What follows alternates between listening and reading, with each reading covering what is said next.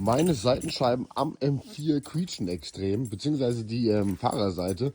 Ich habe da ja mal ein Video drüber gemacht gehabt, dass ich hier vorne so im Außenbereich zwei kleine Kratzer drin habe. Ja, die waren aber halt schon, wie gesagt, beim Vorbesitzer. Und ja, was mir jetzt immer mehr auffällt, jetzt gerade auch in den kalten Tagen, dass die Scheibe extrem am Quietschen ist. Ich muss aber sagen, das war letztes Jahr auch schon, wo es warm war. Ich weiß nicht, ob das an den Gummis liegt. Kennt das jemand? Hat das jemand bei seiner F-Serie auch schon mal gehabt? Ja, hier sind auch ganz schöne Schlieren, aber die kommen von innen tatsächlich. Die sind jetzt nicht irgendwie verkratzt oder so. Ihr seht, das ist einfach von innen dreckig. Gut, muss ich mal vielleicht sauber machen, vielleicht die Scheibe auch mal polieren. Aber ja, wenn man das Ganze aufschließt, beziehungsweise ja runter macht, hört man das, denke ich mal, ganz gut.